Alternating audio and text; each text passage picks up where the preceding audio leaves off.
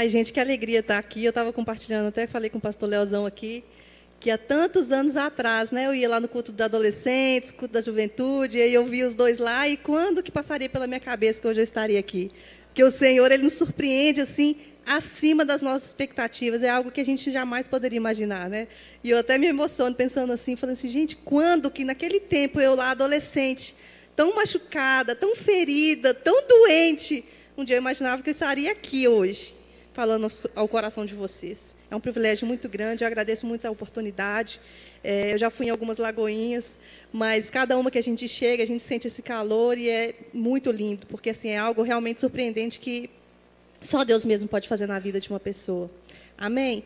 Eu queria compartilhar com vocês, então, João 4, a respeito da mulher samaritana, porque é uma história que eu me identifico bastante e eu espero que você se identifique também, que o Senhor fale ao seu coração através dessa palavra.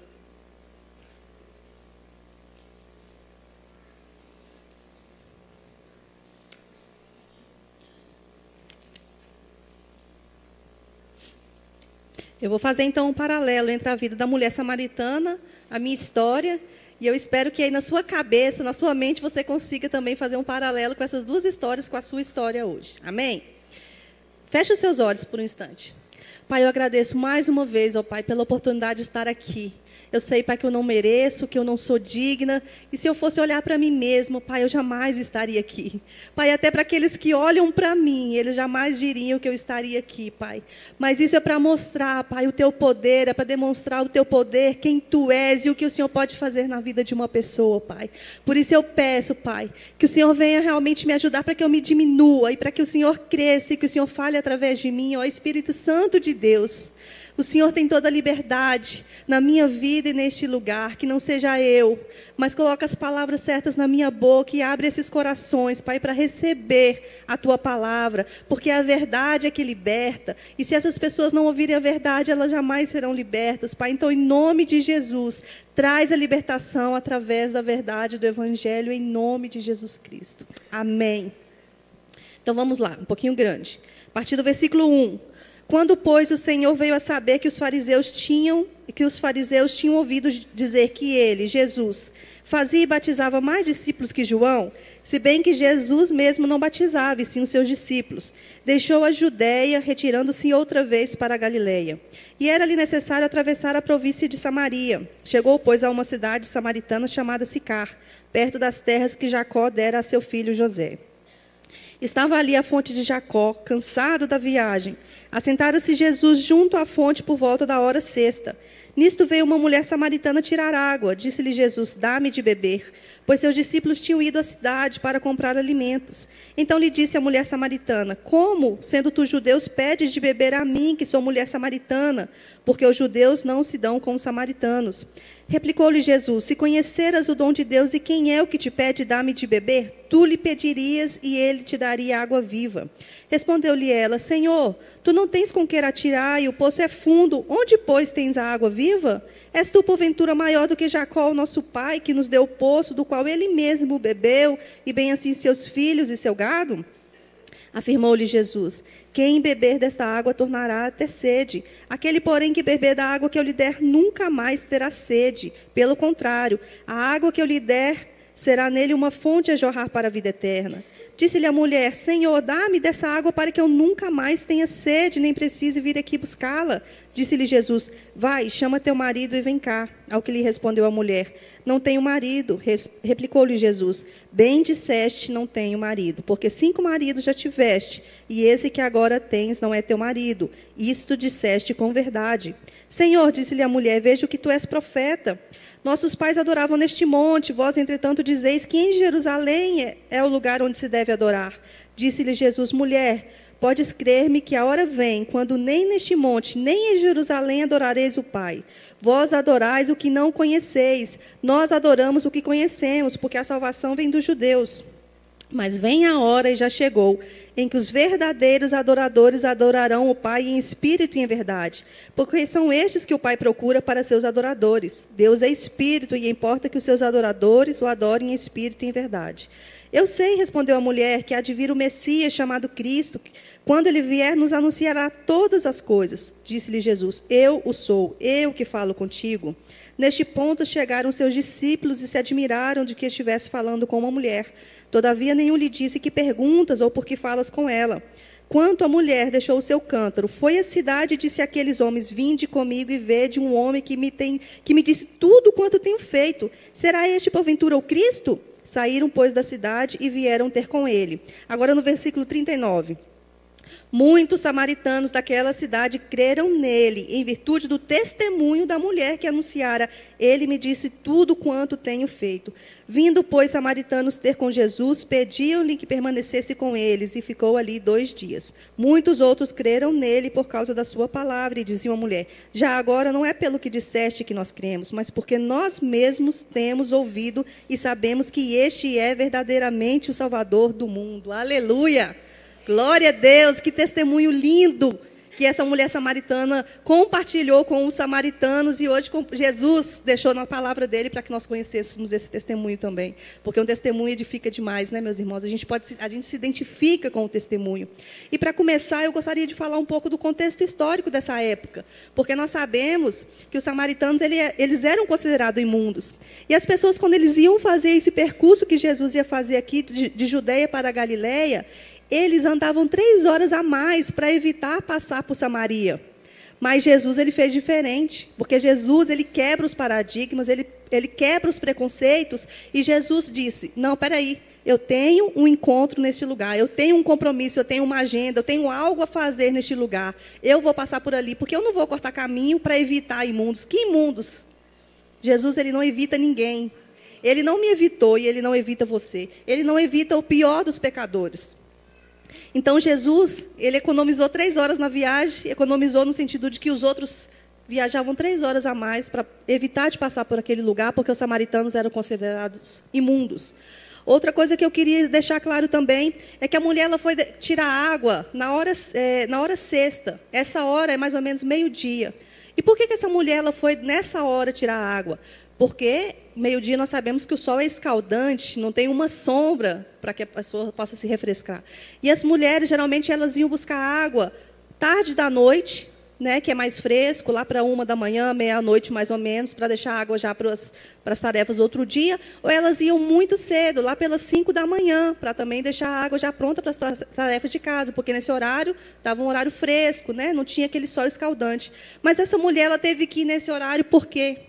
Porque ela era desprezada e ignorada pelos próprios samaritanos. Ela não era desprezada apenas pelos judeus, pelas outras pessoas, mas ela era desprezada pelo seu povo, pelas próprias pessoas que deviam acolher, que deviam entender, que deviam acolhê-la, que deviam aceitar, eles também desprezavam. E ela foi ao meio-dia, naquele sol escaldante, tirar água, porque ela não aguentava mais ver dedos apontados para ela. Porque ela não aguentava mais ver uma amiga falando com a outra, olha, lá vem aquela sem vergonha ali, vamos sair antes que ela venha nos contaminar, antes que ela venha contaminar a nossa mente. Ou mesmo os maridos falassem, né? Olha, quando vocês forem lá, se vocês encontrarem com aquela sem vergonha, vocês passem de longe. Eu não quero vocês na companhia daquela mulher, aquela ali, aquela ali, aquela ali. Dedos apontados, ela não aguentava mais aqueles dedos apontados para ela. Mas nós vemos que quando ela teve um encontro com Jesus, a vida dela foi transformada. E nós vamos ver aqui como esse encontro foi tão maravilhoso, que quando ela voltou para a cidade, antes que ela dissesse alguma coisa, ou antes que eles pudessem ver uma mudança física, ou mesmo uma mudança de comportamento, algo na face dela, ou algo que veio de repente, já transformou a vida dela a ponto de que eles já quiseram conhecer Jesus. A transformação dela foi tão grande e tão instantânea que naquele momento ali eles já quiseram, peraí, alguma coisa aconteceu com você, você precisa falar, o que foi, o que é isso? E quando ela falou que ela conheceu aquele que é o Salvador do mundo, eles foram correndo, porque eles viram a diferença, eles viram a transformação na vida dela. E eu queria mostrar isso. Que quando realmente nós temos um encontro com Jesus, como que a nossa vida ela é completamente transformada, a ponto de que pode não ter dado tempo de você mudar as suas vestes, pode não ter dado tempo de você mudar o seu linguajar, porque isso é necessário, né? Pode não ter dado tempo ainda de nada, mas as pessoas vão ver o brilho de Jesus em você e elas já vão falar, peraí, alguma coisa aconteceu, me conta tudo. E, meus irmãos, nós vemos que quando ela voltou para a cidade, a primeira coisa que ela fez foi testemunhar aquilo que aconteceu na vida dela. E é isso que nós precisamos também. E ela deu esses frutos. E é isso que eu quero compartilhar com vocês também, a respeito do testemunho e do que acontece quando nós temos realmente esse encontro com Jesus. Porque muitos aqui podem se dizer cristãos, né? Nós vivemos num país onde a maioria das pessoas, se você for perguntar, eles vão dizer que são cristãos. Mas será que nós aqui, será que essas pessoas realmente tiveram um encontro com Jesus? E o que é que caracteriza alguém que teve um encontro com Jesus? É essa transformação de vida. Então, eu quero que a partir da minha história, a partir da história dessa mulher, vocês possam olhar para si mesmos e pensar, será que eu tive um encontro mesmo com Jesus? Ou será que eu conheci alguém que era da igreja, eu conheci alguém crente, eu comecei a andar com essa pessoa e quando eu vi, eu já estava ali no meio e deu tudo certo, e eu ia me interagir, fiz amizades e estou aqui até hoje. Ou, de repente, o seu parente, a sua mãe, o seu irmão era crente, vamos na igreja, você veio, você gostou e foi ficando. Ou você veio sozinho, ou alguma outra coisa aconteceu. Mas será que você realmente teve um encontro com Jesus, a ponto de ter a sua vida transformada? Porque é impossível que alguém tenha um encontro com Jesus e não tenha a vida transformada. E eu quero que você, enquanto eu conto a minha história, você reflita sobre isso. Se você teve um encontro com Jesus. Amém? Então, vamos lá à história, né? Que é, assim, bem simples, né? Quase não aconteceu nada, né, Carol? Assim, bem pouquinha coisa, sabe, gente? Nada demais. Mas, como a Carol pediu, vamos contar detalhes, tá? Para vocês entenderem um pouquinho da situação e ver o que Jesus faz na vida de uma pessoa. Amém? Então, os meus pais moravam em São Paulo e eles eram atores de teatro e viviam aquela vida badalada, aquela vida desregrada, aquela vida que nós sabemos que os artistas vivem, que a gente sabe, né? A gente ouve falar e é a realidade. Sem regras nenhuma de conduta ou moral. Trabalham ali, né? Não é um trabalho fixo todo dia, batendo um ponto. Então, eles trabalham, ganham aquele dinheiro, e com aquele dinheiro ali, eles pegam o dinheiro e é só bebida, e cigarro, e beber, e fumar, e aquela orgia, aquela bagunça. E é nesse contexto que eu nasci. Os meus pais se conheceram 6 meses, durante essas farras aí, minha mãe já estava grávida de mim, e eles não tinham se casado, e aí eu nasci nesse contexto. Meu pai dizia que ia me criar com liberdade, porque eles eram totalmente livres no entendimento deles. Nós entendemos que era libertinagem, porque eles não tinham nenhum tipo de regra moral que os prendesse. Para eles, tudo estava certo. Beber, fumar, drogar, ficar um com o outro. Isso era totalmente normal e aceitável. E foi nesse contexto que eu nasci. E eu acho que meu pai se espantou um pouco. Ele não esperava que minha mãe fosse se engravidar de mim. E ele ficou um pouco em choque. Espera aí, agora, como é que vai ser isso? Eu estou acostumado a viver a minha vida livre, fazer o que eu quero, sem regras e tudo mais. E aí, eles foram se adaptando. Minha mãe se engravidou de novo, engravidou do meu irmão. E depois minha mãe engravidou de novo, engravidou da minha irmã, um atrás do outro. Quando minha mãe engravidou da minha irmã, eles moravam em São Paulo, nessa vida badalada, sem estrutura, sem um salário fixo, né? Eles eram autores, então eram autônomos. Umas tinha, senão minha mãe não poderia trabalhar porque estava grávida, então não receberia dinheiro. Então minha mãe falou, eu vou ficar com minha família materna para eles me ajudarem durante o resguardo com a minha terceira filha e os outros filhos. Nós viemos para Belo Horizonte. Nós largamos tudo para trás, nós fomos fazer uma viagem, certo? Então, nós trouxemos algumas bagagens, deixamos tudo para trás. Na cabeça da minha mãe, eu não sei o que aconteceu, ela falou assim, olha, nós não vamos voltar nunca mais para São Paulo. Largamos a casa, largamos os móveis, largamos os brinquedos de criança, as roupas, tudo para trás. Nós simplesmente não voltamos mais para trás. E, a partir daí, nós começamos, como eu falo no livro, a nossa difícil jornada pela vida. Por quê? Porque nós não tínhamos mais um lar, nós não tínhamos mais uma casa. E aí, o que a gente ia fazer? A gente começou a morar de favor na casa das pessoas. E aí, a gente ia morando de casa em casa. Eu, com 11 anos, eu já tinha morado em 13 casas diferentes. E não foi na mesma cidade, não. Eu nasci em São Paulo, então eu morei em São Paulo, morei no Distrito Federal em umas 6, 7 casas, morei em Goiás e aqui em Minas Gerais, morei no interior, em várias casas também. Então, Eu morei em vários estados, em várias casas diferentes, lugares diferentes e famílias diferentes. E quando a gente mora de favor na casa das pessoas, a gente fica sujeito a muitas coisas. A gente tem que se adaptar à vida daquela família, não é a família que tem que se adaptar a nós, certo? E eu sou a filha mais velha. E aí nós morávamos na casa das pessoas, e quando as pessoas cansavam de nós, elas nos expulsavam. Elas falavam, olha, não dá mais para vocês ficarem aqui. Tchau e benção, se vira. E aí ia meu pai e minha mãe, com 3 filhos pequenos, outra casa, vamos lá, quem que pode nos acolher? Ligava para um, ligava para outro, alguém nos acolhia e a gente ia para essa outra casa. Ficavam lá, meu pai e minha mãe sempre meio assim, paradões, né? Eles, tipo, não se tocavam, né? Vocês estão cansando, gente, espera aí. Eles não tinham esse tino, não, sabe? Assim, eles esperavam as pessoas nos expulsar, porque se a pessoa não expulsasse, a gente não ia embora, não. A gente ia ficando, porque a gente também não tinha para onde ir, né? E a gente ia ficando. E aí eu entendo, né?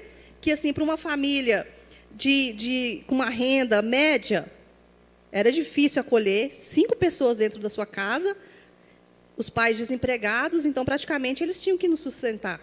E, realmente, era difícil, eu entendo, tá, gente? Então, assim, muitas casas eu falo assim, gente, eu entendo que era difícil.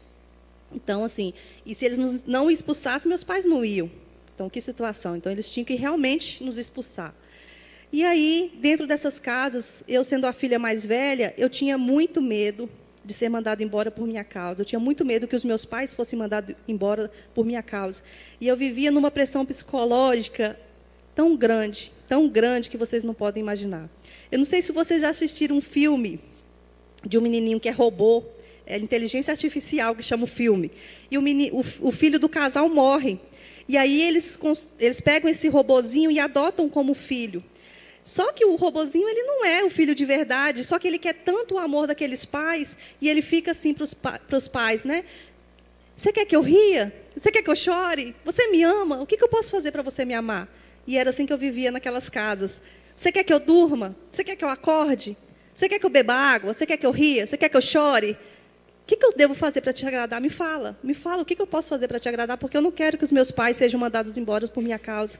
Eu não quero ser o motivo de que a gente seja expulso dessa casa. O que eu posso fazer para te agradar? E eu vivia refém dessa situação de querer agradar. E isso, por muitos anos, ainda fez reflexo na minha vida, porque eu vivi ainda a minha vida toda refém desse trauma de querer agradar sempre, de muitas vezes não expor a minha opinião, de não expor o meu ponto de vista, de não expor quem eu sou, por medo de desagradar, porque eu preciso agradar a pessoa, porque eu preciso agradar o outro. E eu vivia uma criança pequena, de 3 anos, 4 anos, 5 anos, 6 anos, 7 anos, vivendo ano após ano nessa pressão psicológica. E se eles olhavam para mim com uma carinha mais brava, eu falava, meu Deus do céu, o que eu faço agora? O que eu faço para te agradar? Pelo amor de Deus, me fala o que eu posso fazer. E, às vezes, o filho vinha, me batia, o filho do dono da casa, jogava brinquedos na minha cara. E sabe o que eu fazia? Eu ria. Como se tudo estivesse ótimo, porque eu não podia desagradá-los, em momento algum. E eu vivia nessa pressão psicológica e as coisas iam se acumulando. E não só bastasse essas dificuldades emocionais, esse peso emocional que eu carregava quando eu morava nessas casas, mas aconteciam também a situação física, né? Então, aos 3 anos de idade, numa dessas casas, eu bebi cerveja pela primeira vez. Eu comecei a ingerir bebida alcoólica. Por que eu falo que eu comecei a beber bebida alcoólica aos 3 anos de idade? Porque eu não parei por aí. Se eu tivesse parado, eu poderia falar, eu bebi primeira vez ali. Mas foi uma sequência. Eu nunca parei até que eu me converti, é claro, em nome de Jesus. Mas foi uma vida de alcoolismo iniciada aos 3 anos de idade. E aquela pessoa me dava cerveja, me colocava na mesa com ela, como 2 adultos sentados num bar conversando. Ela colocava a garrafa, 2 copos, e nós íamos bebendo, e eu bebia. Eu não podia desagradar ninguém, eu tinha que agradar sempre. Aos 5 anos de idade, já numa outra casa, num outro estado, numa outra cidade, para você ver, 3 anos num lugar, aos 5 anos num outro lugar, já tão distante, outro estado. Eu estava na casa também dessa pessoa, e uma das anfitriãs, uma das donas da casa, pegou um garrafão de vinho de 5 litros e trouxe para mim, para eu beber. E me deu para beber. E eu tinha 5 anos e nós bebemos muito e eu fiquei totalmente bêbada, bem alcoolizada mesmo. E quando meu pai chegou e viu o meu estado, ele me levou para o quarto e me deu uma surra daquelas. E eu não entendi. Eu falei, meu Deus, eu só queria agradar. Como eu ia dizer não para a dona da casa? Como eu ia negar? Ela me ofereceu a bebida. Se eu negasse, ela me expulsava. Como eu poderia fazer isso? E por que meu pai me bateu? Eu não entendo. Por que eu estou apanhando? Eu só queria agradar. Sempre, eu só quis agradar. E as situações iam acontecendo, e as pressões, e os traumas, eles iam se acumulando. Numa outra casa, já num outro estado, numa outra cidade, um outro lugar bem distante. E aí já era uma família que tinha uma condição financeira muito boa, uma estrutura boa. Já era lá em Brasília, no Distrito Federal. Um prédio daqueles lá onde os deputados ficam quando eles são eleitos. Então, um apartamento na área nobre de Brasília, com 4 quartos, um apartamento lindo. E eles nos acolheram por um tempo. E uma certa noite, o meu irmão chegou no quarto da filha mais velha desse casal que nos acolheu. E quando o dono da casa chegou e viu meu irmão sentado na cama, do lado, sentadinho do lado da cama da filha dele, ele deu um beliscão no meu irmão e falou, vocês vão embora da minha casa agora. Vocês não podem chegar perto dos meus filhos, porque vocês têm doença. Mas a nossa doença era ser pobre. Para ele, isso era uma doença contagiosa, além de tudo, né? Porque a gente não podia nem chegar perto dos filhos dele. Meus irmãos, se fosse ao meio-dia, se fosse umas 10 horas da manhã, ainda assim seria cruel. Mas era meia-noite. Pais com 3 filhos pequenos. Eu estava com 3 anos, meu irmão com 2 e minha irmã com 1. E a minha irmã estava queimando de febre naquela madrugada. E era meia-noite. E eu lembro, porque eu tenho uma memória de elefante, tá, meus irmãos? E ainda bem que também está registrado agora no livro. Quando eu ficar velha, se eu esquecer, ainda tem um livro para me lembrar, né? Mas é das vitórias, porque a gente não deve ficar remoendo tristeza, né? Então, eu lembro que eu estava com a minha camisolinha já. E eu lembro que cor era a minha camisolinha, e até o que estava escrito. Estava escrito Good Night. Eu ainda perguntei, pai, o que significa Good Night? Ele falou, boa noite. Então, eu estava com a minha camisolinha já, era meia-noite, minha mãe chegou para mim e falou assim, olha, você vai ter que trocar de roupa, porque a gente vai ter que ir embora. Eu falei, nossa, mas por quê? E ela, não sei o que, ela deve ter me inventado uma desculpa qualquer, né, para não falar a realidade. E eu lembro da gente descendo daquele elevador, aquela madrugada. E eu lembro de olhar para os olhos dos meus pais e imaginar o desespero que eles estavam sentindo. Mesmo eu sendo tão novinha, eu já conseguia entender. Eu falava assim, eu acho que eles devem estar assim, bem preocupados, porque para onde que a gente vai?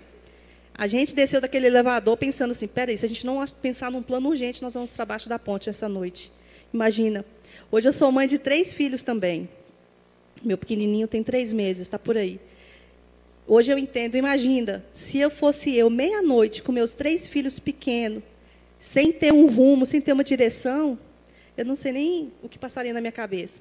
Porque quem é pai e quem é mãe sabe. A gente dorme na praça, a gente dorme no chão, a gente dorme no banco, a gente dorme até pendurado numa árvore. Agora, não mexe com os nossos filhos, não. Não faz isso com uma criança, nem com 3, né? E aí nós descemos daquele elevador e realmente meus pais desceram pensando, para onde que nós vamos agora? O que eu vou fazer com essas 3 crianças? E aí a ideia que ele teve, ele atravessou a rua, tinha um orelhão, na época não tinha celular, e ele ligou para um amigo que ele conhecia em Brasília. E o amigo falou, olha, o que eu posso fazer é que eu tenho um apartamento aqui também, no plano piloto, que era nobre lá de Brasília, eu tenho um apartamento aqui, vago para alugar. E eu posso deixar vocês ficarem nesse apartamento até que eu consiga um locatário, até que eu consiga alugar esse apartamento. Só que o apartamento não tinha, né, copo, não tinha garfo, não tinha cama, não tinha nada naquele apartamento. Então, assim, foi um período difícil, muito difícil. O que nós conseguimos foi um colchão, que nós 5 dormíamos juntos naquele colchão no chão, foi o que nós conseguimos para ficar naquele apartamento durante aquele tempo. E algum tempo depois, uns 3 anos depois, eu ouvi minha mãe conversando com um amigo e ela disse que nesse período que a gente estava nesse apartamento, ela e meu pai conversaram e eles pensaram em matar nós 3 e depois se suicidar. Tamanho era o desespero deles. E quando eu escutei minha mãe falando isso, eu tinha mais ou menos 10 anos de idade. Então, assim, só vinha peso e mais peso e mais peso sobre mim. Eu acho que o filho mais velho, geralmente, ele carrega mais peso porque ele observa mais, porque ele é o mais velho, ele tem que ajudar o pai e a mãe a cuidar dos outros, eles têm que estar antenados, e tem que observar e ouvir tudo. E aí eu ia guardando tudo isso para mim. E quando eu estava mais ou menos com 10 anos, depois desse apartamento, esse mesmo dono desse apartamento que emprestou para o meu pai, ele falou assim, olha, eu estou vendo a sua situação, eu tenho um dinheiro aqui, você tem a mão de obra, vamos entrar numa sociedade, eu vou deixar você, vou entrar com dinheiro, você começa a trabalhar para mim e a gente tenta te ajudar dessa forma. E aí nós conseguimos, com esse recurso, a gente conseguiu alugar uma casinha na cidade na cidade satélite mais pobre e perigosa da época, lá em Brasília, que era Ceilândia. Hoje em dia tem outras piores, mas era Ceilândia. E a Ceilândia, meus irmãos, não tinha chão asfaltado, não, era chão batido, de noite a gente não podia sair na rua. De repente, a gente começava a ouvir os tiroteios, tinha todo mundo deitar no chão, correr para o chão, porque poderia vir bala perdida, era uma situação crítica. E quando nós estávamos lá na Ceilândia, quando nós estávamos nas outras casas, pelo menos a gente tinha a comida que eles tinham, a gente comia o que eles comiam, eles pagavam a conta de luz, então a gente tinha luz. Quando a gente foi morar nessa casa, a gente teve que se virar. E foi um momento assim de miséria extrema. Os meus pais, o dinheiro que ele conseguia era todo para pagar o aluguel, ele não tinha condição de comprar mais absolutamente nada. Então, o que a gente comia era doado pela prefeitura, era doado por vizinhos. Uma vez a minha mãe ela foi entrar na fila para ganhar sopa, que eles estavam doando para as pessoas carentes. E, quando chegou a vez dela, eles não quiseram dar sopa para ela, porque ela era muito bonita e se vestia bem. E eles falaram, não, você não está precisando, não, você não vai ganhar. Porque ela tinha roupas que ela tinha de antes, e minha mãe sempre foi muito bonita, e eles nos negaram a sopa porque minha mãe era muito bonita. Então, o que a gente tinha era leite de soja doado pela prefeitura, e essas coisas assim. E o café da manhã, meus irmãos, durante um bom tempo, sabe o que foi? Farinha de mandioca com açúcar. Minha mãe colocava no fogo, esquentava farinha de mandioca com açúcar, e aquilo ali que era o café da manhã.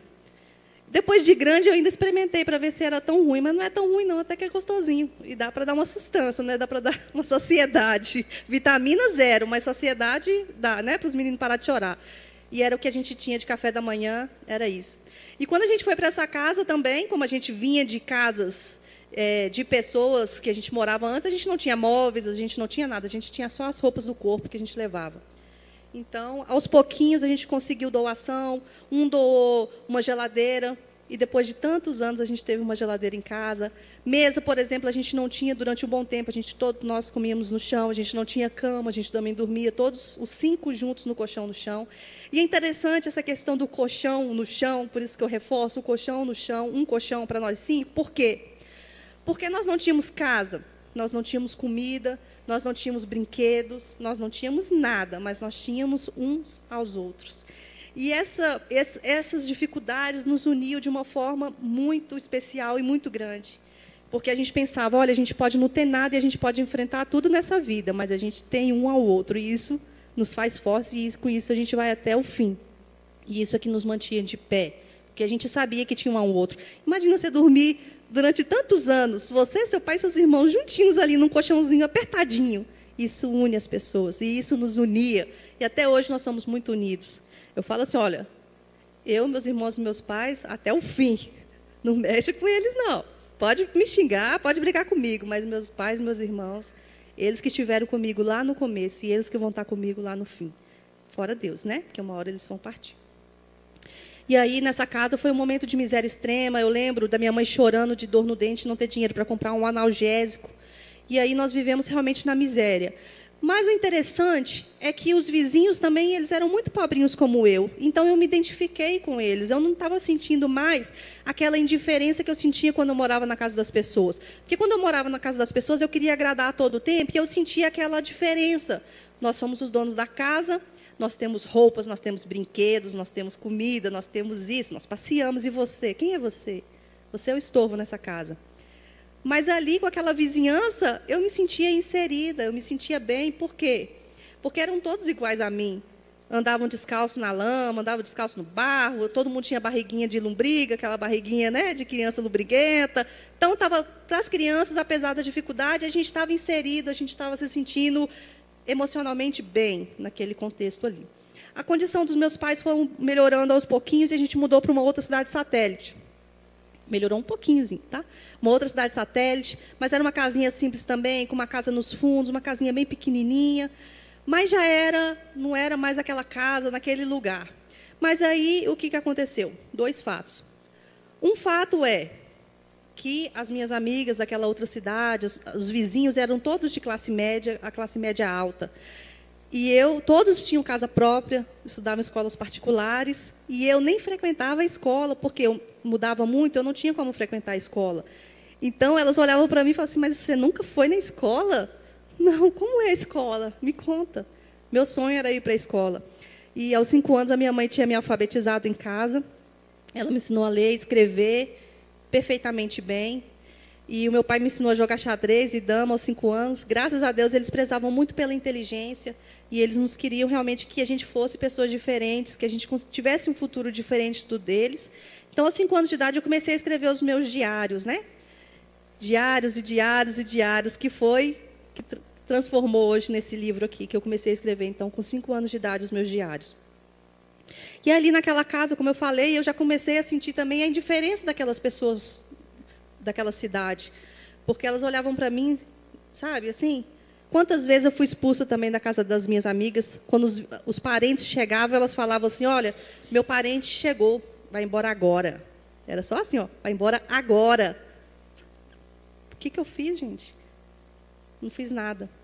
E eu sei que muitas vezes elas me viam como a esfomeada, porque assim, quando você é criança, você não tem muita coisa em casa, meus irmãos, eu entendo hoje os amiguinhos dos meus filhos, sabe? Você fica esfomeado. Aí você vai na casa da pessoa, você pensa assim, será que vai chegar a hora do lanche? O que será que vai ter? Tomara que eles me ofereçam, né, um lanchinho. Eu ia na casa das minhas amigas, tinha o pacote inteiro de biscoito, eu ficava, como ela tem um pacote de biscoito inteiro só para ela? Lá em casa eu tenho que dividir para os meus irmãos, cada um ganha 2 biscoitinhos. E eram essas coisas assim, sabe? E eles tinham todos os tipos de brinquedo, e eu pensava, eu não tenho nada. E a gente começou a mentir, a gente inventava histórias, e a gente vivia num mundo paralelo que a gente criava na nossa mente. Aí, quando a gente mudou para essa vizinhança, o pessoal falou assim para o meu irmão, você tem muito brinquedo? No dia que a gente chegou, meu irmão, tem o caminhão de brinquedo, está chegando ainda. E, criança tão inocente, falou que estava chegando um caminhão só com os brinquedos, né? Na verdade, a gente não tinha nenhum. Os únicos brinquedos que a gente tinha, sabe o que foi? Um dia meu pai tinha saído, ele ficava saindo muito para procurar emprego e voltava tarde da noite.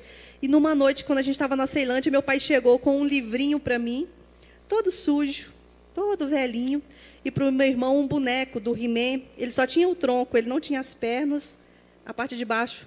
Ele tinha achado no lixo o livro e o bonequinho do He-Man, e aquilo ali foi o presente que a gente ganhou depois de anos.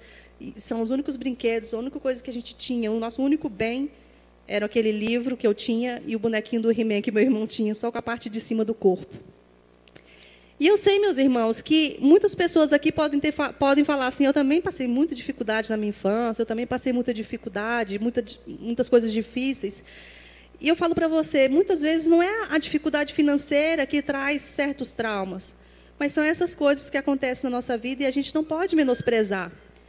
Porque, às vezes, o que causa um trauma, na verdade, não é o fato em si, mas é como aquele fato te atingiu. Então, por exemplo, essas coisas foram graves, sim, e me atingiram, e me traumatizaram. Mas, de repente, alguém chegou para você na sua infância e falou assim, nossa, como seu cabelo é feio.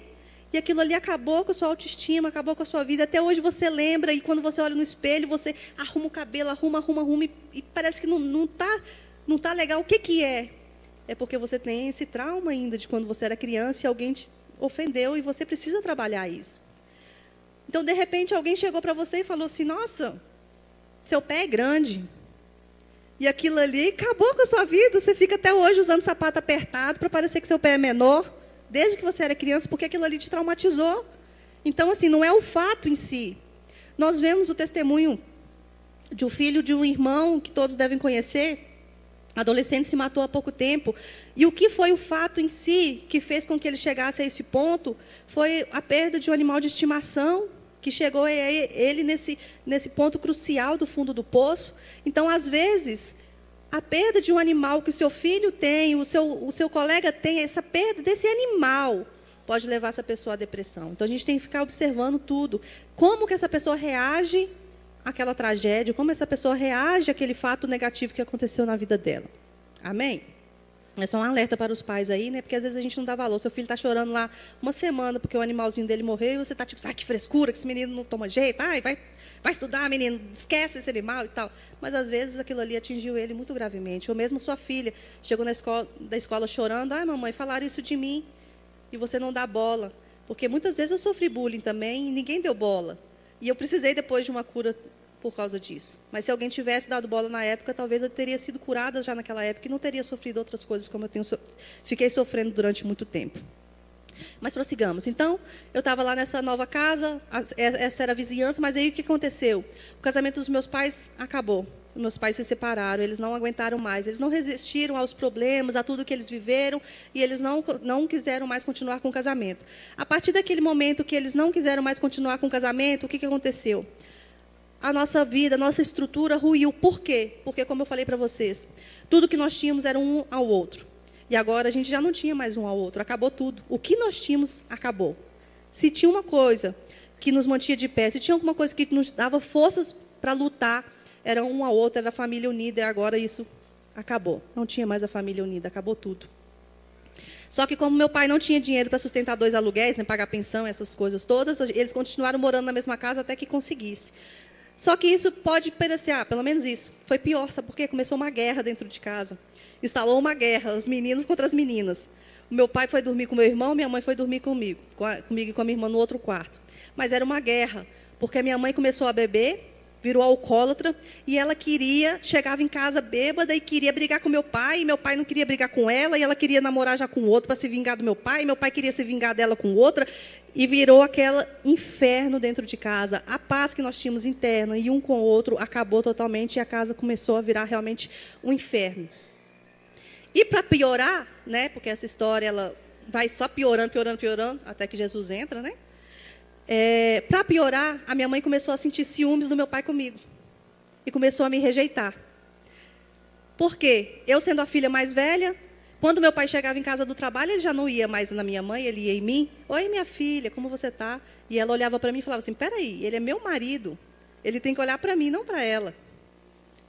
Meu pai ia lá, ficava assistindo televisão comigo, e ela me olhava, você está roubando meu marido, você está roubando a atenção que ele tem que dar para mim. E ela começou a me rejeitar e começar a me dizer palavras duras e me ofender de forma tão triste para uma criança de 10 anos de idade.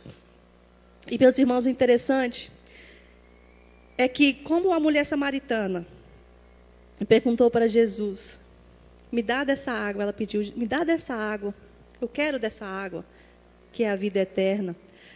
Tudo que eu prezava também, tudo a minha esperança era de um dia ir para o céu. Essa era a minha esperança.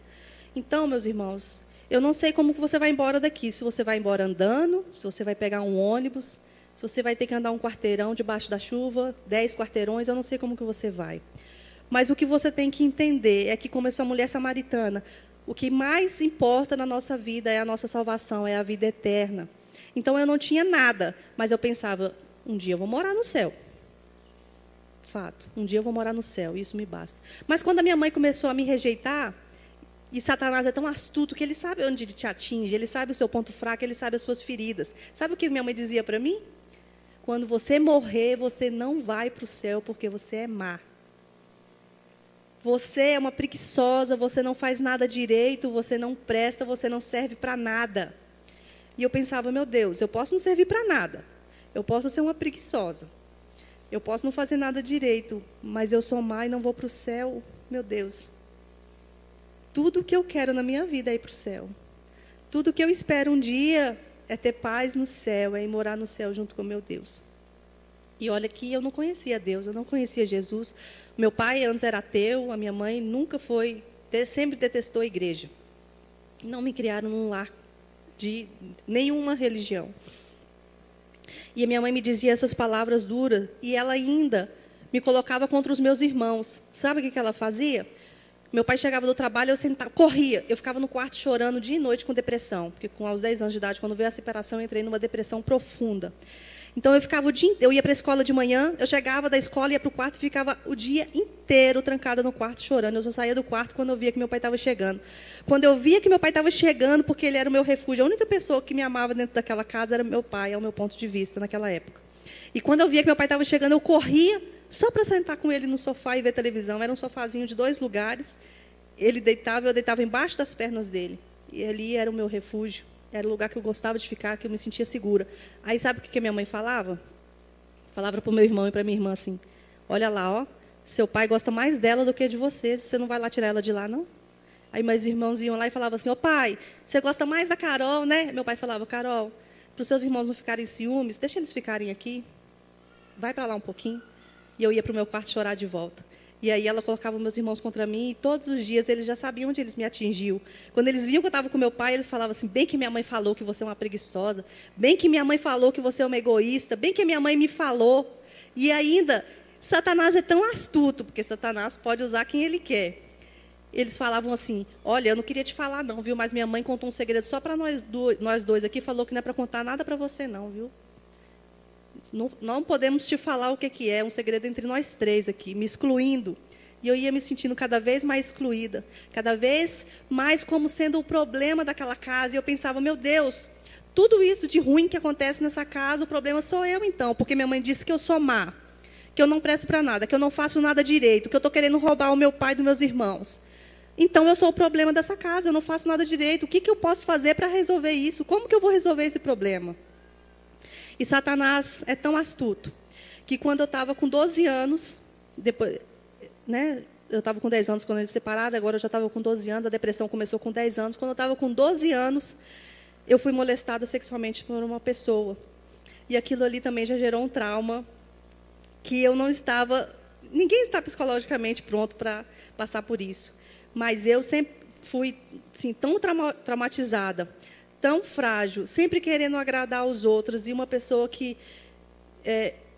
demonstra que vai querer te ajudar e te acolher, e te faz uma coisa dessa e o seu mundo desaba. E foi uma sequência de acontecimentos ruins. Então, com 12 anos, teve esse fato. Alguns meses depois, eu já não tendo mais uma saída, já não vendo mais uma solução, eu falei assim: eu vou beber bastante agora, pelo menos essa bebida, talvez anestesie essa dor que eu estou sentindo. E eu bebi todo tipo de bebida, e quanto mais me dava, mais eu bebia, e eu fiquei completamente alcoolizada, completamente bêbada, como esses bêbados que a gente vê na rua. E eu não conseguia andar, os meus irmãos tiveram que cada um me amparar pelos lados para me conseguir me levar até em casa, porque eu não conseguia ficar em pé. Chegando em casa, eu vomitei o quarto todo, foi aquela coisa terrível, eu dormia ali em cima de toda aquela sujeira, naquela degradação moral. E se você tem um filho, ou se você vê uma criança de 12 anos, bêbada, o que você vai pensar? Peraí, tem alguma coisa errada com essa criança? Ninguém viu nenhum problema, ninguém entendeu, ninguém percebeu que tinha algum problema comigo. Ninguém percebeu: peraí, essa menina precisa de ajuda, isso não é normal. Ninguém, nada. E aí, quando o efeito da bebida passou, meu pai ainda me castigou, eu pensei: peraí, a bebida também não resolveu. O que eu vou fazer da minha vida? O que eu vou fazer para resolver esses problemas? Como é que eu vou sair desse buraco tão fundo que eu estou, desse fundo do poço, tão fundo que eu estou? Meus irmãos, eu não via luz, eu não via esperança, porque a única esperança que eu tinha era de ir para o céu, e minha mãe já tinha acabado com essa esperança minha. Então, eu não tinha expectativa de vida, eu não tinha esperança de nada, eu não via uma luz, eu não via uma saída, eu não via uma solução, eu não via uma forma, e eu tentava, e eu pensava dia após dia: meu Deus, o que eu posso fazer para resolver isso? E nada me vinha à mente. Até que, com 12 anos, eu tive uma ideia. Eu pensei: então, a solução vai ser eu tentar me matar. E eu tentei o suicídio a primeira vez aos 12 anos de idade. E eu peguei de 12 a 15 comprimidos e tomei, e já era quase à noite, e quando eu fui para dormir, eu pensei: tomara que eu não acorde pela manhã, eu não quero acordar, meu Deus, não me deixe acordar.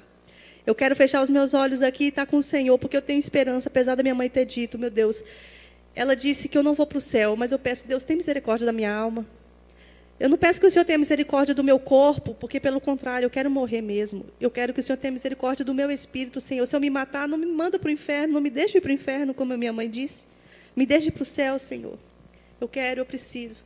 E Satanás colocou na minha mente: se você morrer, eles vão estar felizes aqui e vai estar tudo certo. Você vai estar com Deus como você quer, e eles vão estar muito bem aqui sem você. Eles vão estar muito melhores sem você aqui. Eu pensei: essa é a solução. Então, eu tentei me matar. Tentei o suicídio aos 12 anos. E à noite eu senti muito mal, eu comecei a ter choque pelo corpo, minhas pernas tremiam e elas balançavam involuntariamente, o meu corpo todo tremia, todo dava choque por dentro. E chegou num ponto já que eu não estava morrendo, mas estava passando tanto mal, que eu falei assim, mãe, eu estou passando mal. Acordei ela, falei, mãe, estou passando mal. E ela, se de manhã você não tiver melhorado, eu te levo no médico. Aí eu pensei assim, minha mãe não sabe que provavelmente eu não vou acordar. Provavelmente ela não vai me ver de manhã e não vai ter mais chance de eu ir para o médico. Mas eu falei, é isso que eu quero mesmo, que eu morra, pelo amor de Deus. E aí eu consegui dormir depois e eu acordei totalmente num misto de frustração e surpresa, né? Nossa, eu não morri. Peraí, né? Então vamos ver, né? Se tem alguma coisa, se alguma coisa, sei lá, de repente Deus vai fazer alguma coisa aqui. Mas eu fiquei muito frustrada e muito triste, tanto que depois eu tentei me matar outras vezes e não consegui. E aí, meus irmãos, nessa tentativa de me matar e tentar solucionar todos aqueles problemas que eu vivia, no desespero que eu estava, nesse abismo tão fundo, que é o fundo do fundo do fundo do poço, um lugar tão escuro, que eu não sei se um dia vocês tiveram nesse lugar, mas ele é muito, muito, muito escuro. E aí, Satanás, com as ideias mirabolantes dele, né, tipo Cebolinha, eu tenho um plano perfeito para isso. Me deu uma ótima estratégia. Ele pensou, olha, se você já tentou se matar de todas as formas e você não consegue morrer, você já ouviu falar, Satanás falando comigo, né? Você já ouviu falar que quando a pessoa está no crime, ou é caixão ou é cadeia, não é? É. Não, se você quer morrer, eu acho que se você entrar para o crime, alguém vai te matar, não é possível. Eu acho que não vai ter como você escapar, não. Eu pensei, até que é uma boa ideia, eu acho que vai dar certo, Satanás, vamos lá. E aí, eu pensei, então um jeito vai ser esse, vou entrar para a vida do crime. E aí, como Satanás também é muito astuto, quando você olha para o lado, já está todos os seus amigos ali, melhores amigos, já te oferecendo tudo. Você quer uma arma, está aqui, você quer uma droga, está aqui, você quer fazer isso, está aqui, o que você quer, quem você quer matar, com quem você quer andar, o que você quer? Fala o que você quer que nós estamos aqui para te dar. E aí foi aquela coisa, e eu entrei realmente para a vida do crime, uma vida mesmo do crime. Eu andava armada, aos 14 anos de idade, eu fui presa portando uma arma, a polícia me cercou e me parou, e eu estava com a arma na hora, eu fui conduzida à delegacia, mas eu era menor de idade, e depois eu fui liberada, mas eu estava com um 38, cano longo na cintura, naquela época, e a arma era tão pesada que a calça caía, não parava, e eu tive que esconder no bolso de uma jaqueta, para vocês terem noção. Andei com outras armas, tentei matar pessoas tentaram me matar, atiraram em mim para me matar. Um rapaz falou, eu vou te matar agora, e atirou na minha direção e a bala não pegou. Outros tiroteios que eu passei, a pessoa chegou atirando, eu olhei, as balas tinham batido nas pilastras atrás de mim e nenhuma bala tinha me pegado. Eu falei, meu Deus, será que eu sou imortal? Não é possível. Highlander? Quem é que vai conseguir me matar? Quem é, gente? E aí, vivia nessa vida, tentei matar os outros mesmo, quis matar e não consegui, porque se Deus tivesse permitido, se Deus não tivesse tido misericórdia, hoje eu seria uma assassina, mas Deus me preservou e teve misericórdia da minha vida. E há pouco tempo, também eu conto no meu livro, há pouco tempo um rapaz me achou no Facebook, depois que eu comecei a contar meu testemunho, um rapaz me achou no Facebook, um rapaz lá de Brasília, e falou assim, olha, Carol, eu queria te pedir perdão, porque hoje eu conheço Jesus e eu senti no coração de te pedir perdão. E eu falei, perdão pelo quê? Aí ele falou assim, olha, 3 vezes eu armei casinha para te matar e não consegui. Mas isso está no meu coração até hoje, eu queria te pedir perdão. E eu pensei, gente, eu nem sabia que esse rapaz queria me matar, e muito menos que ele tinha armado casinha para me matar, mas glória a Deus por esses 3 livramentos também, né? Mais 3 para a conta de Deus, que eu não estava nem sabendo. Então, assim, para você ver quantos livramentos o Senhor me deu, até aqueles que eu não estava nem ciente de que as pessoas não gostavam de mim. E eu vivi um tempo nessa vida aí de criminalidade, até que um amigo meu, um dos meus melhores amigos, matou uma pessoa, era lá em Brasília, ele deu um tiro a queima-roupa na nuca de um rapaz, na frente de todo mundo, então não teve nem como esconder que era ele.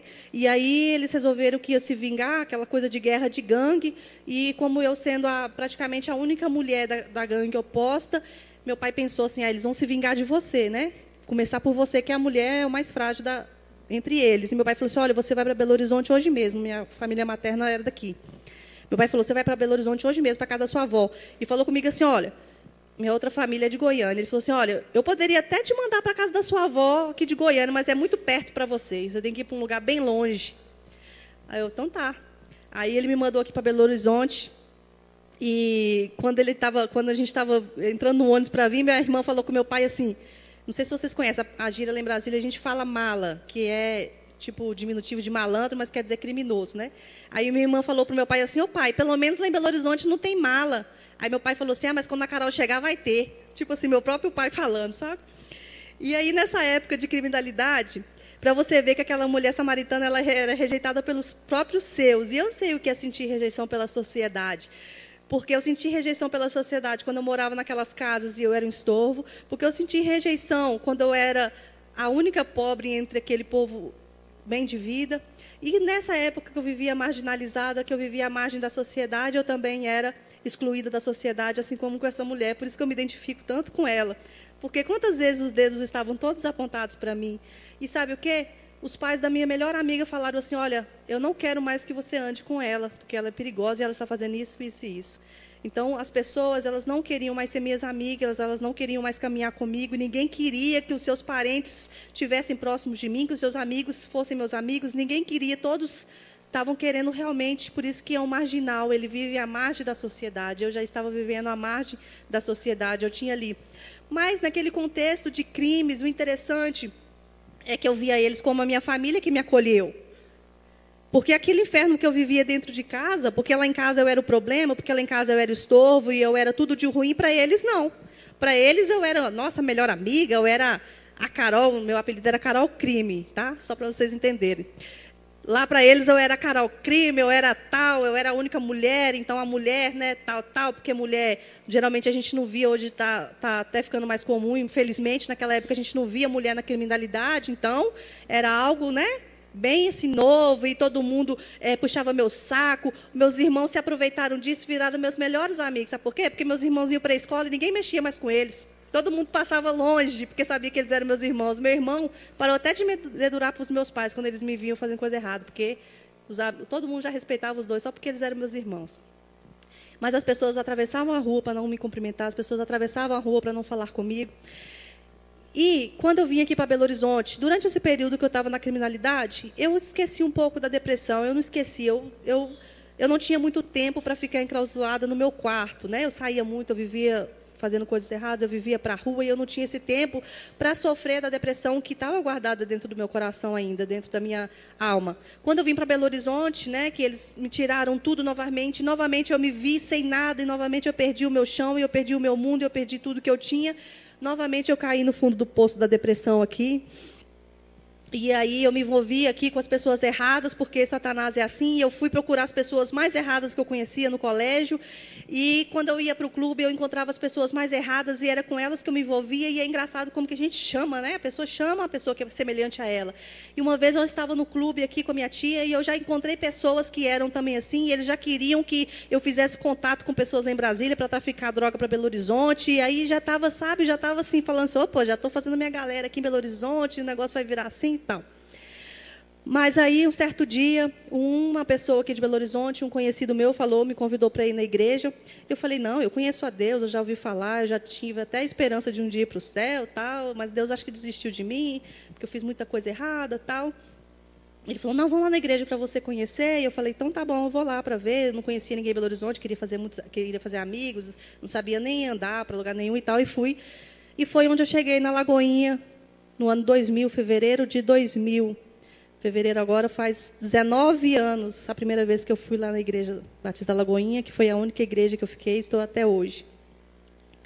E quando eu cheguei naquela igreja, todos os meus conceitos e preconceitos, tudo mudou. Sabe por quê? Porque eu olhava para as pessoas e parecia que elas estavam rindo para mim, parecia que elas me amavam sem me conhecer. E eu olhava, gente, parece todo mundo tão bonzinho, parece que todo mundo me ama, parece que todo mundo aqui está me aceitando, está me acolhendo. Vocês não estão vendo a roupa que eu estou usando, não? Vocês não estão enxergando quem eu sou? Como eu sou má, como eu sou suja, como eu sou perversa?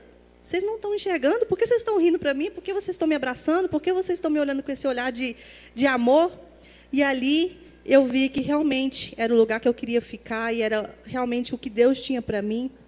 E foi um processo muito longo, no sentido de que eu sabia o que eu sabia que eu queria viver para Deus, mas até Deus me desintoxicar de todos esses traumas, até Deus me curar de todos esses traumas, até Deus trabalhar no meu coração, foi um longo processo. E uma coisa que atrapalhou o processo, sabe o que foi? Eu guardei para mim. Eu tinha vergonha, porque o meu irmão, depois que a gente veio para Belo Horizonte, o meu irmão entrou no mundo das drogas, a minha mãe continuou alcoólatra, o meu irmão entrou no mundo das drogas, se afundou no crack, que é a pior droga que tem. E eu falei, eu vou chegar na igreja, se eu falar a minha história, se eu falar que lá na minha casa está minha mãe alcoólatra, o meu irmão drogado, a minha irmã tão perdida, eles vão achar que eu não sou crente de verdade, eles vão achar que eu não converti, eles vão falar, cadê o seu Deus? Que Deus é esse que você serve? Ou você não é crente o suficiente para pregar a sua própria família? E aí eu falava assim, eu vou ficar caladinha, porque eles vão achar que eu sou perfeita, eles vão achar que eu sou igual a eles vão achar que minha vida é maravilhosa, que para mim está tudo ótimo, que está tudo excelente.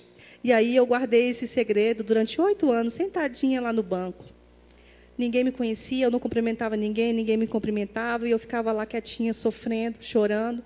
Porque tantas vezes eu chegava em casa e aqueles traumas me vinham à mente, e tantas coisas passavam no meu coração, e eu sofria tanto, e eu pedi a Deus, me dá pelo menos um amigo crente, pelo menos um, para me fazer companhia na igreja, pelo menos, Senhor, faz pelo menos alguém da igreja me reconhecer, só para me cumprimentar com a paz do Senhor.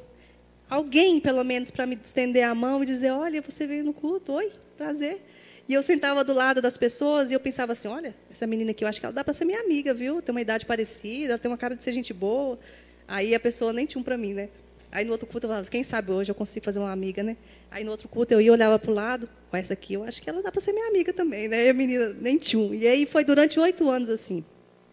Até que eu resolvi, e Deus trabalhando no meu coração, na verdade eu sempre soube que tudo que eu passei serviria de testemunho para outras pessoas. Eu sempre soube, apesar de pensar assim, será que um dia eu vou ter coragem de falar, gente? Será que, como que as pessoas vão reagir? Como que as pessoas vão me olhar? E outra, eu tinha que lidar também, eu demorei muito para escrever e publicar esse livro, porque eu tinha que trabalhar também a questão da minha mãe. Como que minha mãe vai reagir quando eu falar para todo mundo as coisas que ela fez? Porque muitas vezes a gente não reconhece os nossos próprios erros, sempre o errado é o outro, né? Sempre o problema é o outro, nunca somos nós. Mas, para concluir, meus irmãos, eu queria dizer algumas coisas. Primeiro, como essa mulher aqui disse para Jesus, dá-me dessa fonte da água da vida. Eu poderia não ter nada, eu poderia continuar sem a minha casa, poderia continuar sem nada, mas o que eu tinha de mais valor era a esperança da água da vida eterna, que é a salvação. E aquela mulher, quando Jesus perguntou se ela queria, ela não falou, oh, Jesus, eu quero da fonte da água da vida, mas isso vai vir com um carro? Ai, Jesus apresentando a salvação, e aquela mulher falou assim, Jesus, eu até quero, mas vai vir com o marido? Ai, Jesus, eu até quero a salvação, mas vai vir com um emprego, com um bom salário? Gente, não tem mais nada mais precioso e mais valioso. E o que importa é a salvação. O que importa é a vida eterna. Então, não importa como você vai sair daqui, se você vai andando, se você tem tudo ou se você não tem nada. Valorize o que Jesus te apresenta hoje. Valorize aquilo que Deus está te oferecendo, que Jesus fala para você. Eu tenho a fonte da água da vida nessa noite. Você quer beber? Você quer beber dessa fonte da água? Uma outra coisa que Jesus nos mostra aqui também é que quando ele confrontou a mulher com relação ao pecado dela, ela não tentou justificar. Muitas vezes, eu tentei justificar o meu pecado. Muitas vezes, eu disse, Jesus, sabe por que eu sou tão problemática? É por causa de tudo que eu passei.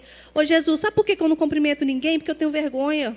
Sou muito tímida, eu não tenho coragem de cumprimentar as pessoas. Ô, Jesus, quantas vezes as pessoas falam, sabe por que eu sou uma mãe amargurada? Porque minha mãe não me ensinou a amar. Sabe por que eu sou uma pessoa tão ignorante? Porque foram ignorantes comigo. Sabe por que eu sou assim, assim, assado, tentando justificar pecado? Gente, essa mulher não tentou justificar para Jesus, não. Na hora ela reconheceu e admitiu o pecado dela. Que nós possamos também admitir e não tentar justificar os seus traumas, a sua história, tentar justificar o seu pecado de hoje com algo que você viveu no passado, porque Deus está aqui para te curar. Deus está aqui para te libertar, Ele está aqui para te transformar, então não tente justificar, porque Deus te oferece a cura, Ele te oferece a libertação, você não precisa ser amargurado, você não precisa ser ignorante, você não precisa nada disso. Jesus está aqui te oferecendo a cura, a transformação, assim como Ele me mudou. E para concluir, nós vemos que aquela mulher, ela testemunhou de Jesus. Só que o quê?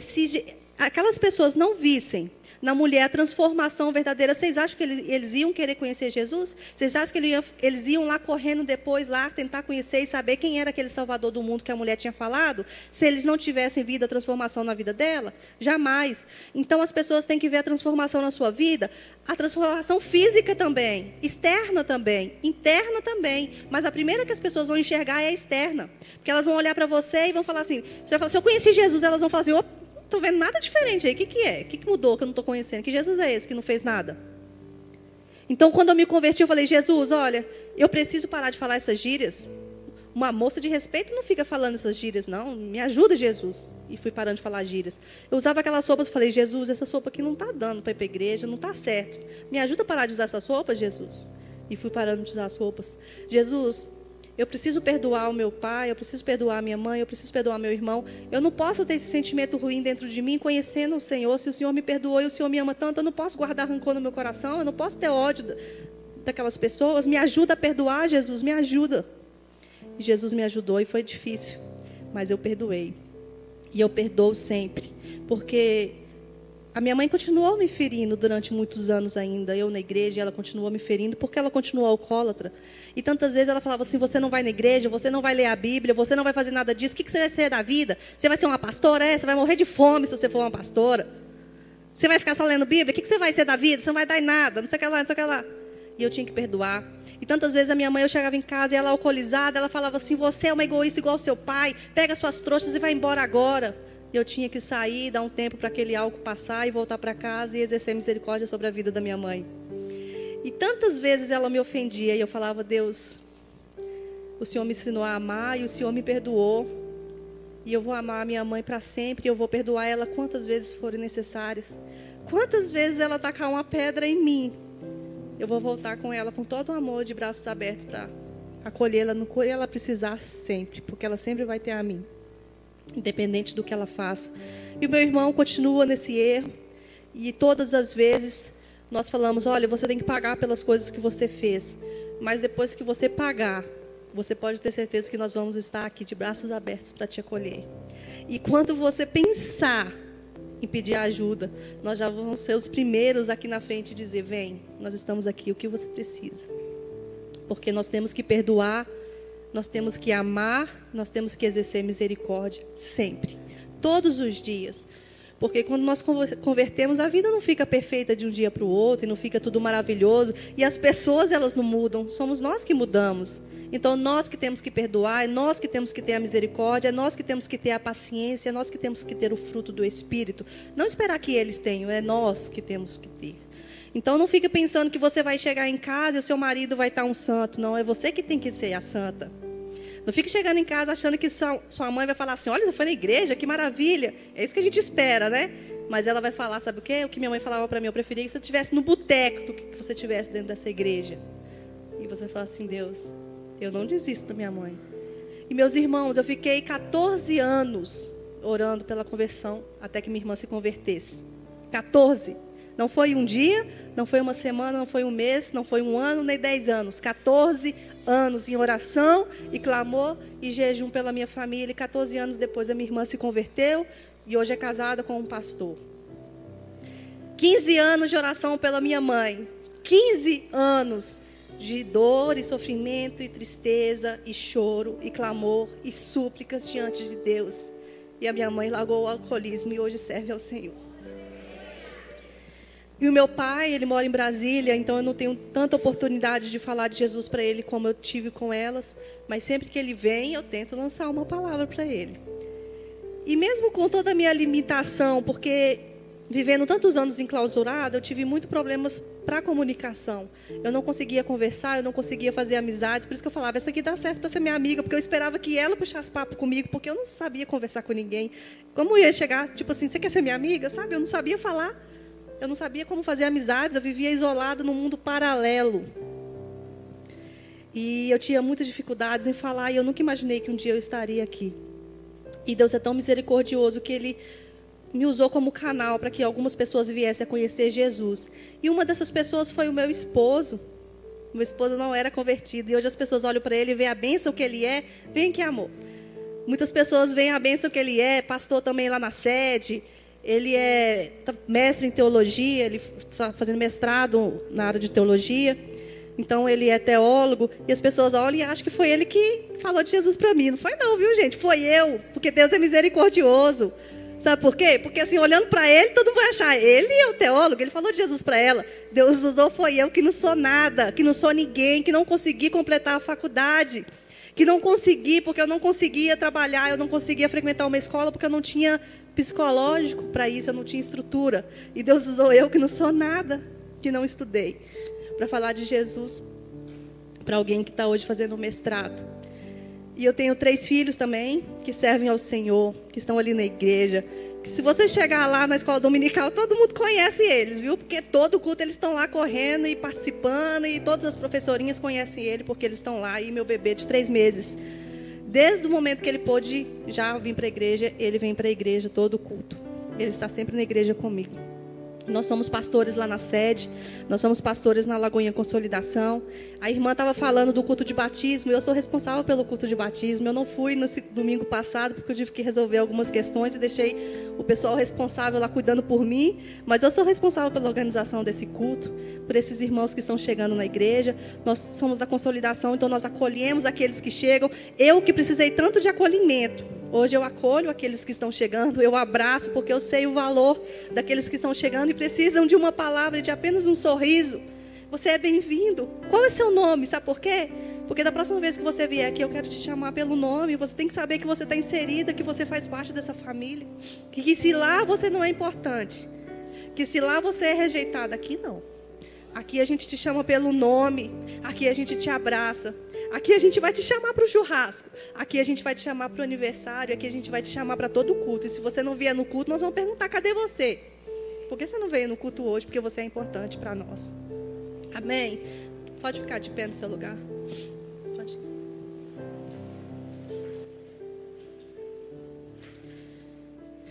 E meus irmãos, se eu estou aqui hoje, vocês podem ver. Por essa história, não precisava nem de eu falar. Pela história, vocês podem ver que não sou eu que tenho condições alguma de estar aqui. Eu não tenho condição alguma. Eu agora voltei para a faculdade, porque agora eu estou com uma estrutura emocional suficiente para isso. Graças a Deus, mesmo com o bebê acordando de 2 em 2 horas de madrugada, viu, irmão?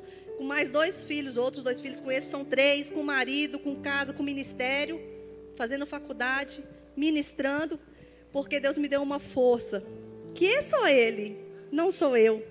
Eu não teria como, eu não consigo, eu não conseguiria, eu não estaria aqui, meus irmãos, se não fosse Deus. E você tem que entender que Ele existe. E que Ele está aqui. E que se Ele fez comigo, Ele pode fazer com você. E se Ele pode fazer com você, Ele pode fazer com seu parente. E se Ele pode fazer com seu parente, Ele pode fazer com aquela pessoa que você acha que é a mais difícil. Não tem. Se Ele me alcançou, essa pessoa, esse seu parente, ele pode ser alcançado. Não importa se ele é o traficante lá do Rio de Janeiro, dono da boca, não importa. Não importa se é a dona lá do centro espírita, não importa. Se Deus me alcançou, Ele pode alcançar o seu parente. E eu não quero que você não desista. Se você está orando há 1 ano, está pouco. Se você está orando há 2 anos, está pouco. Está orando há 10 anos, está pouco. Persevere em oração.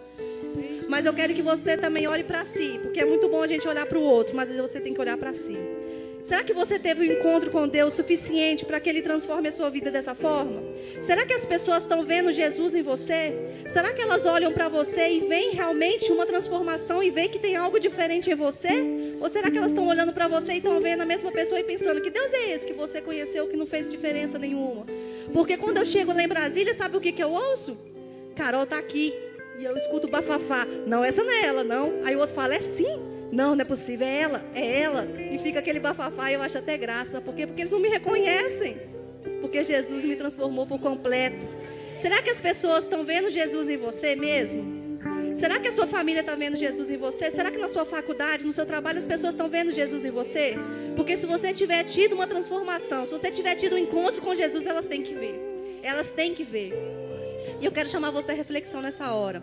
Se você ainda não conhece esse Jesus que transforma, esse Deus que cura, que liberta, que salva, eu quero que você venha aqui à frente. Mas eu quero que você venha aqui à frente também se você até agora achou que você era um cristão, que você tinha tido um encontro com Jesus, mas quando você olha para si, para o fundo do seu coração, você percebe que você não teve uma transformação tão grande assim, que você precisa de uma transformação, que você precisa recomeçar, que você precisa mudar as suas atitudes, que você precisa mudar e parar de justificar o seu pecado, que você precisa se arrepender, que você precisa entregar a sua vida para Jesus e dizer: Jesus, eu preciso de uma transformação assim. Eu preciso que as pessoas olhem para mim e não me vejam, mas vejam o Senhor na minha vida. Eu preciso que as pessoas olhem para mim e não me vejam, elas não me reconheçam, elas reconheçam o Senhor e elas falem: eu preciso desse Deus, eu preciso que Ele faça na minha vida como Ele fez na sua vida. Eu preciso que Ele faça na minha vida o que Ele fez na sua vida. Venha à frente, não tenha vergonha. Sabe por quê? Porque eu fiquei com vergonha há muito tempo e eu não tive a minha vida transformada. Porque eu atrapalhei o agir de Deus, porque eu fiquei lá com vergonha, eu fiquei com medo do julgamento. Não tenha medo do julgamento, porque lá fora o julgamento é muito pior. Lá fora eles apontam os dedos. Nós estamos aqui para te abraçar, nós estamos aqui para te acolher, nós estamos aqui para ouvir o seu pecado sem te julgar, mas para te oferecer ajuda, para te mostrar como você pode mudar a sua história, como você pode mudar a sua vida. Se tiver mais alguém para vir à frente, não deixe de vir. Não deixe de vir em nome de Jesus. Não deixe que as suas pernas te prendam. Não deixe que a sua vergonha te prenda. Não deixe que nada te prenda. Não deixe que nada te prenda. Deus está te chamando. É Deus, não sou eu, é Deus. É Deus. Vem, porque se eu não tivesse ido, eu estava morta. E se você acordou hoje, foi porque Deus falou assim: hoje você vai acordar. Porque se Ele não tivesse falado, você estava morta. Você estava morto. Se Deus não tivesse tido misericórdia, porque Ele tem um plano na sua vida, como Ele tem para mim, como Ele teve para mim. Oh Deus maravilhoso, Senhor, nós te agradecemos, Senhor. Obrigada, Jesus, porque Tu és o Deus do recomeço, Senhor. Oh meu Deus, dá um novo começo para essas pessoas, Senhor. Oh, aleluia.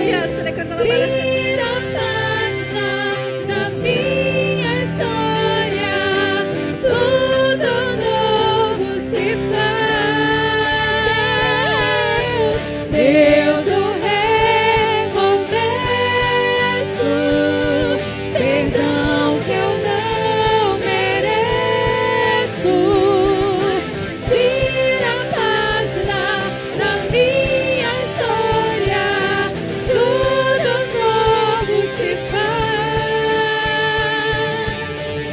Aleluia, Senhor. Como o Senhor mudou a minha história, Senhor, muda a história dessas vidas, muda a história dessas pessoas. Eu sei, Pai, que o pecado é atraente, eu sei que Satanás nos engana, Pai, nos oferecendo tantas coisas, Pai, mas todas elas nos levam à morte. Pai, em nome de Jesus, Pai, que essas pessoas abram e realmente recebam o Senhor. Pai, transforma essas vidas, Pai, cura essas feridas da alma, Pai, feridas da infância. Pai, se alguém aqui foi abusada sexualmente, foi abusada emocionalmente, Pai, traz a cura, traz a restauração, Pai, em nome de Jesus. Pai, se alguém aqui, Pai, foi rejeitado pelos pais, foi rejeitado pelos filhos, foi rejeitado pelos familiares, Pai, traz a cura, Pai, traz a cura, Senhor, em nome de Jesus. Se você foi abandonada pelos seus pais, o Senhor é Deus e Ele é seu Pai, Ele está aqui, Ele te acolhe, Pai, em nome de Jesus, que eles saibam que nós somos uma família, Pai, que vai acolhê-los, Pai, em nome de Jesus. Escreve uma nova história, escreve o nome deles no livro da vida, Senhor, em nome de Jesus. Restaura, Pai, restaura, Senhor, restaura, Deus, restaura, Pai, em nome de Jesus. Traz a cura, Pai, em nome de Jesus, Pai, em nome de Jesus, Senhor, em nome de Jesus.